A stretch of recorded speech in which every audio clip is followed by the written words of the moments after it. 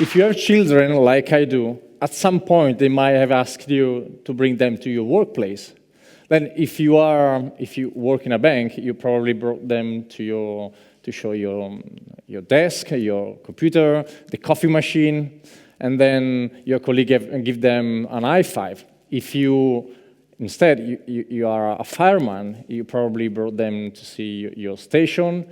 You tried out the water pump, and they jump up and down the pole. Last summer, my wife and I brought our two daughters, 4 and 2 years old, in Greenland to show them the iceberg. We really want to show them how they are and how mountains of ice can float. I also want to introduce them to the world, to the little world that soon, in less than a year, will become my home and my office. In fact, I'm planning to survive on the tip of an iceberg to document the last phases of the life of one of these big frozen giants. But you don't look surprised. I thought it was a great idea. I said, but you don't look at all surprised. Anyway, we ended up in Greenland all together in a charming village called Ilulissat. In Ilulissat, in the west coast of Greenland, there is a place where you can find one of the biggest glaciers in the northern hemisphere. So one day we decided to take a long walk that brought us to an enchanted and unique place, face to face with the iceberg. I just can feel my heart beating and the sounds of my steps and those of my daughters whose hands I was holding. In front of us, there was a mantle of white cover that reaches the horizon. And I don't know if you have ever been to Ilulissat, probably not. Maybe this is why you are struggling to visualize in this situation. So try to think about a paradise. Well, you've never been to the paradise either, but I guess you have an idea of it. The vision I have of paradise is a kind of long walk that brought me to the top of the hill, from which I can see an enchanted valley, just like this. The first thing I notice once I get to this place is the silence. For a few long minutes, I cannot utter a single word. It just doesn't come out. There was my heart beating and the sounds of my steps of me and my daughters. Everything seems still. And I say seems because nothing really was still. In fact, icebergs move and breathe, and they push other icebergs to get to the open water. Often they crack, and sometimes they flip over. And my friend, the sounds of a cracking iceberg takes your breath away. It starts like a little grumble, and then it rises until it feels like a thunder. The air moves and gets straight to your stomach. At some point, after the silence was broken by one of those thunder, my 4-year-old daughter, Sophia, without moving the eyes from the iceberg in front of her, asked me, "Dad, are you frightened?" And she was 4 years old, and I told her, "No, I'm not frightened. That is going to be all right. He will make it." But that's not exactly the truth, not even close to it. So in the next few minutes, I want to share with you what I really want to tell her as soon as she's old enough to understand. I have a great job title. I'm an adventurer, which means that sometimes I put myself in a difficult and sometimes painful and unpleasant situation in order to explore myself.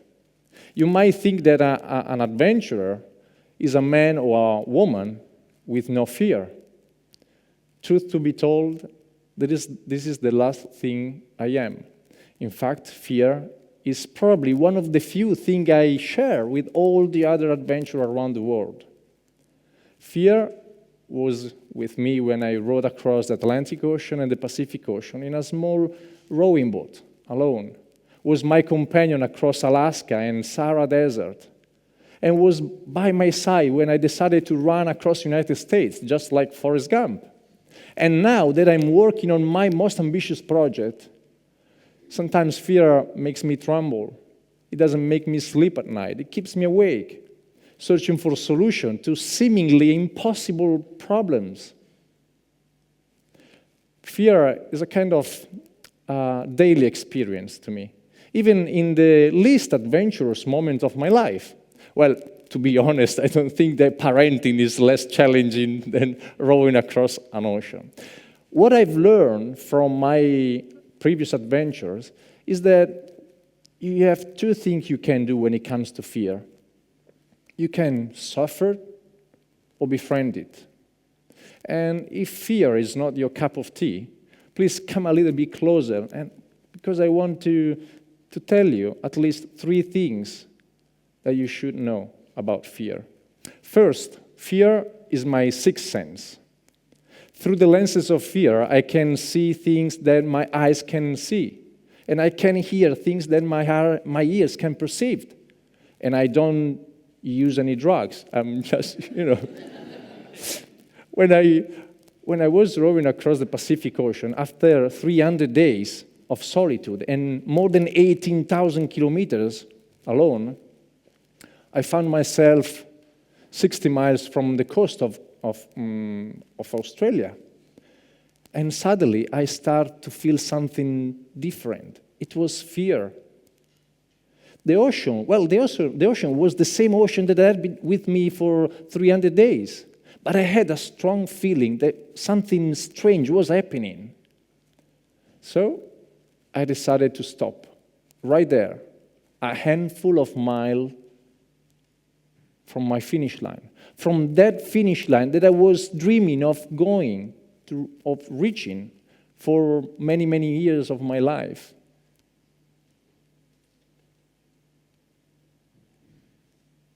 If we listen to it, fear always brings us back home. And my feelings were confirmed after 36 hours, a mighty storm that would probably endanger the rescue team and my life hit the Australian coast. Second point, fear is my greatest motivator. Fear is the only real motivator, anyway. And when I was rowing across the Atlantic Ocean a couple of years before, after 180 days of rowing, I found myself without food. And nope, if you're asking, Ocado doesn't deliver food on the middle of the ocean. So I managed to row for 5 days without eating towards a small archipelago in the middle of the Atlantic Ocean. And I remember those 5 days. I spent night and days afraid to die. And I was rowing, thinking, or you row or you die. And obviously, if I'm here today, it is because I got to the archipelago. Running away from a threat, we become unstoppable. Keep going and let go are the 2 sides of the same coin. A good friendship with fear has to be flexible too. And my relationship with fear gives me space to choose whether takes a risk or not to take a risk. And helps me to work out what really counts in my life and act accordingly.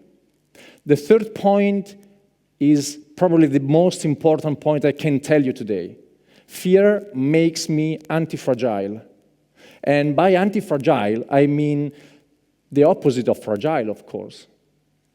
The writer Nassim Taleb says that we benefit from shocks. We grow when exposed to stress, to fear, to volatility, to disorder. Those kind of things that sometimes we are afraid of. There is nothing to be afraid of stress. Because a tolerable, like a medicine, a tolerable daily intake of those factors, stress, fear, and disorder, helps us to better withstand the difficulties of our life, the challenge of every day. So going back to the question that Sophia asked me about if I was or not afraid, what I really want to tell her is that, yes, Daddy will be frightened. And that's the best thing can happen to him. Dear Sophia, make fear your best friend. Thank you very much.